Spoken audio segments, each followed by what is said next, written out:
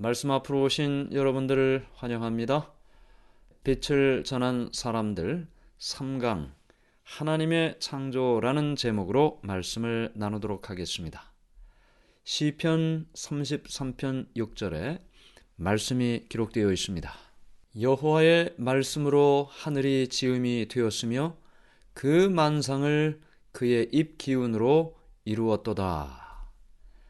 여호와의 말씀이 온 세상을 창조하셨다라고 말하고 있습니다. 첫째 날부터 하나님께서 세상 모든 것들을 만드셨습니다. 여기 시편 33편 9절에 또 이렇게 말씀이 기록되어 있습니다. 그가 말씀하심에 이루어졌으며 명령하심에 견고히 섰도다. 말씀으로 모든 세상이 창조된 것입니다. 하나님께서 세상을 창조하셨을 당시에 이 지구는 아주 아름다웠습니다. 곳곳마다 아름다운 나무들이 있었고 청청한 나무들이 숲을 이루고 있었습니다.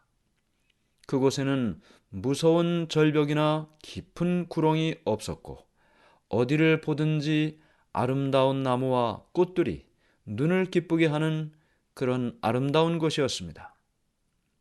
그런데 이 세상을 이렇게 아름답게 창조하시고 나서 맨 마지막 날 하나님께서는 사람을 창조하셨습니다. 하나님께서 창조의 걸작품인 이 사람을 맨 마지막에 창조하셨습니다. 그리고 이미 아름답게 만들어 놓은 눈에 보이는 모든 것들을 다스릴 수 있는 통치의 권한을 그에게 주셨던 것입니다. 창세기 1장 26절부터 28절까지의 말씀입니다. 하나님이 이르시되 우리의 형상을 따라 우리의 모양대로 우리가 사람을 만들고 그들로 바다의 물고기와 하늘의 새와 가축과 온 땅과 땅에 기는 모든 것을 다스리게 하자 하시고 하나님이 자기 형상 곧 하나님의 형상대로 사람을 창조하시되 남자와 여자를 창조하시고 하나님이 그들에게 복을 주시며 하나님이 그들에게 이르시되 생육하고 번성하여 땅에 충만하라 땅을 정복하라 바다의 물고기와 하늘의 새와 땅에 움직이는 모든 생물을 다스리라 하시니라. 하나님께서는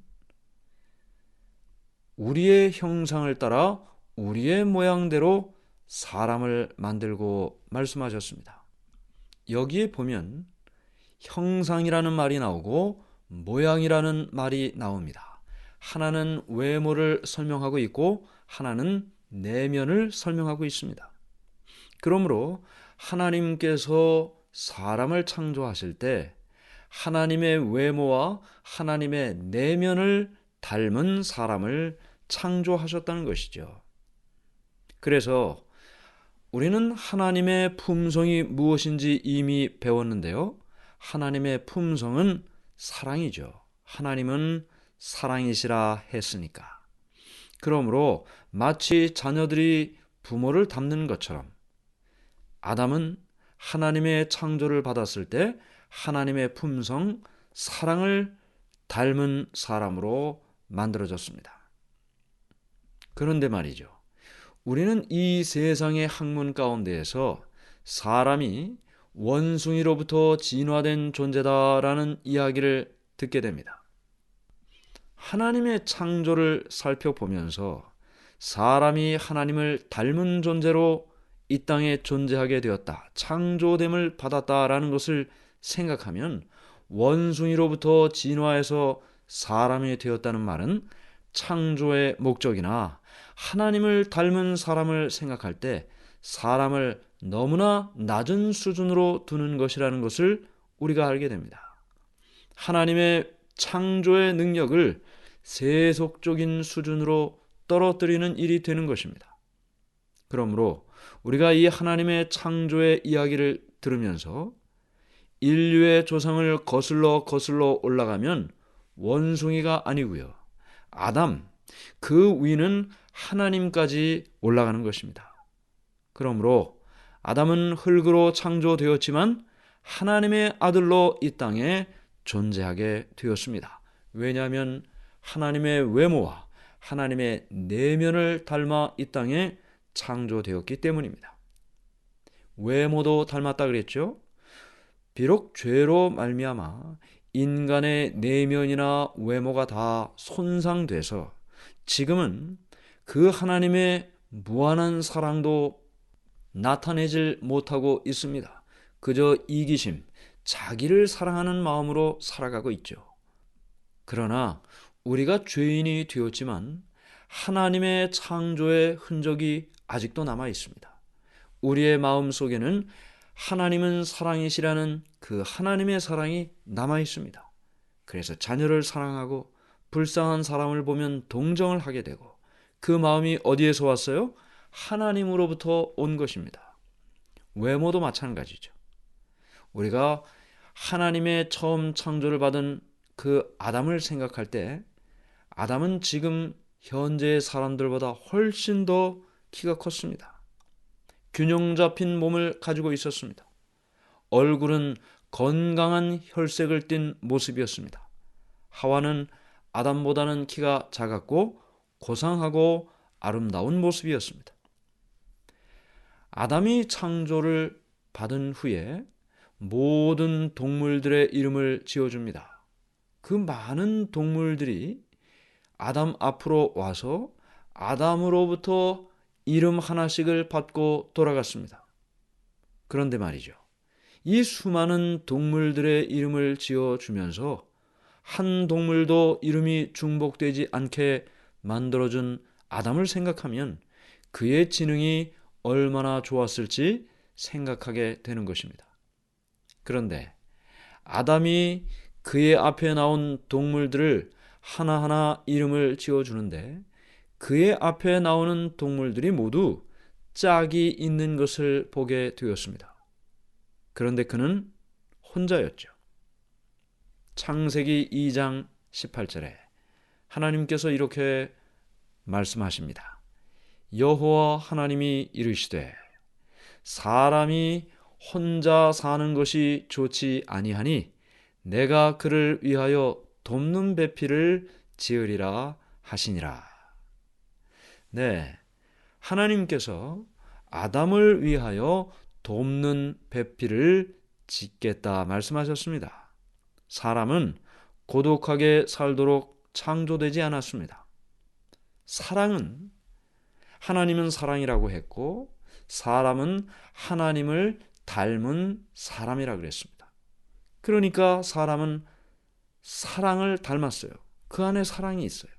그런데 사랑은 결코 혼자 실천할 수 없는 것입니다. 사랑의 대상이 있어야 사랑을 실천할 수 있는 것이죠. 그러므로 하나님께서는 사랑의 대상으로서 아담에게 돕는 배필 여자를 만들어 주셨던 것입니다. 하나님께서 아담에게 잠을 재우시고 그리고는 갈빗대를 취하여 하와를 만드셨습니다. 잠을 재우신 것이 오늘날로 하면 수면 마취죠. 잠을 재우는 것입니다. 통증을 느끼지 못하게 되는 것이죠. 갈빗대를 통해서 하와를 만들어 주셨습니다. 우리는 하나님께서 아담의 옆구리에서 하와를 취하신 이 일을 통해 여자와 남자의 관계가 어떻게 되어야 하는지를 생각하게 됩니다. 여자가 남자가 머리가 돼서 남자를 지배해서는 안 된다. 이 뜻이 바로 아담의 옆구리에서 갈빗대를 취하여 하와를 만드셨다는 말을 통해 알게 됩니다. 가슴에서 취했어요. 머리가 돼서 남자를 지배하는 것이 아니라는 것입니다. 또 반대로 여자가 남자보다 낮은 존재로 무시를 당해서도 안 된다는 사실을 가르쳐 줍니다. 옆구리에서 취한 갈빗대를 통해 아담에게 온 이 하와는 아담과 똑같은 동등한 존재인 것입니다. 왜요? 가슴에서 나왔으니까. 머리에서 나온 것도 아니고 발에서 나온 것도 아니고 가슴에서 나왔으니 아담과 똑같이 동등한 존재로서 아담의 사랑과 보호를 받아야 된다. 이 의미를 가슴에서 갈빗대를 취하여 하와를 만든 이야기를 통해 알게 되는 것입니다. 창세기 2장 23절. 아담이 이르되 이는 내 뼈 중에 뼈요 살 중에 살이라. 이것을 남자에게서 취하였은즉 여자라 부르리라 하리라. 네, 여기 처음 하와가 창조되었을 때는 하와라는 이름이 주어진 것이 아니고 여자라고 부른다 성경은 말하고 있습니다. 그런데 아담이 자기 앞에 서 있는 이 하와를 보면서 이는 내 뼈 중에 뼈요 살 중에 살이라. 그렇게 이야기를 합니다. 하와는 아담의 몸의 일부분을 통해서 만들어졌습니다. 그러니까 이 하와는 아담의 분신과 같은 존재예요. 제2의 아담과 같은 존재예요. 거울을 보는 것 같이 하와를 통하여 자신의 모습을 보는 것입니다. 에베소서 5장 29절에는 이런 말씀이 기록되어 있습니다.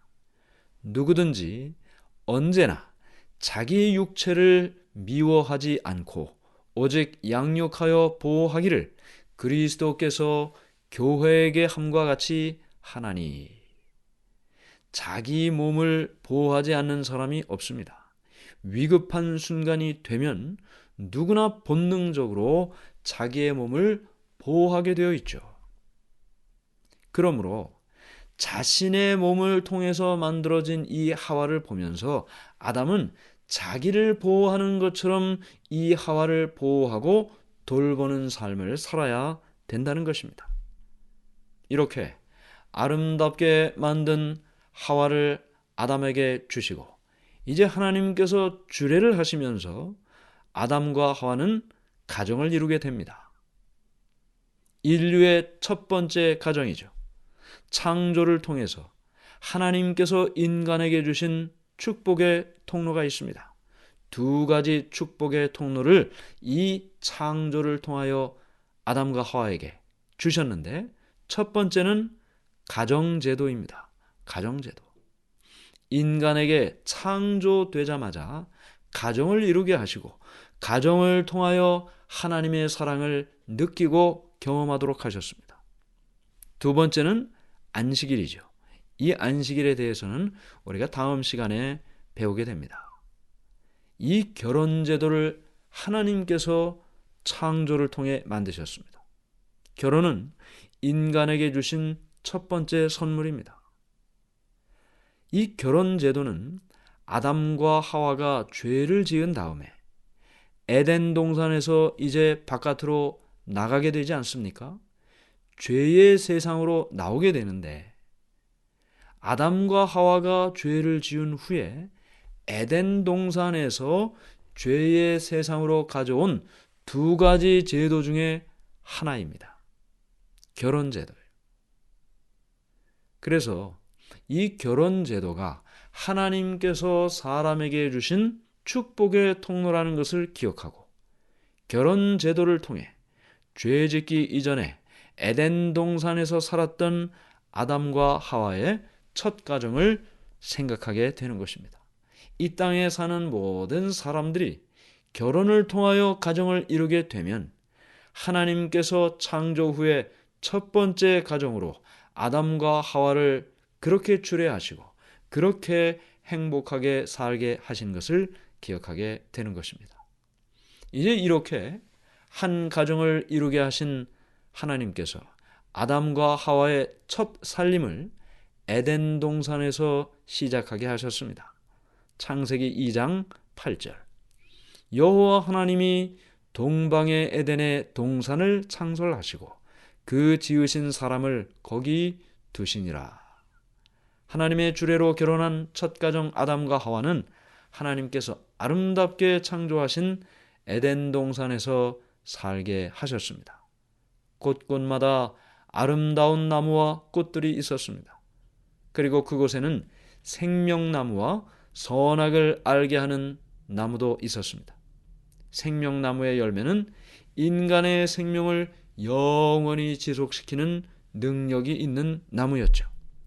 이 아름다운 곳에서 아담과 하와는 신혼살림을 차렸고 아름다운 결혼 생활을 시작하면서 행복한 삶을 살게 되었습니다. 오늘 우리가 살펴보는 하나님의 창조, 세상 모든 것들을 아름답게 창조하시고 마지막으로 아담과 하와를 만드시고 가정을 이루게 하시고 에덴 동산에서 행복하게 살게 하셨습니다. 이것이 하나님께서 인간을 창조하신 목적입니다. 죄 짓기 이전에 하나님께서 인간을 향하여 기대하셨던 목적은 행복하게 사는 것이었습니다. 우리가 행복하게 사는 것, 그것이 하나님의 계획이고 목적이었습니다. 우리를 사랑하시는 하나님, 그래서 우리가 행복하기를 원하시는 것이죠. 오늘 우리의 삶에 힘들고 어려운 일이 있어도 하나님께서 우리를 행복하게 살기를 원하셔서 우리의 필요를 공급해 주시고 우리의 도움을 채워주시고 한 걸음 한 걸음 행복을 향해 나가도록 우리를 도와주시는 분, 그분이 우리가 믿는 하나님이라는 사실을 기억하게 되시기를 간절히 바랍니다.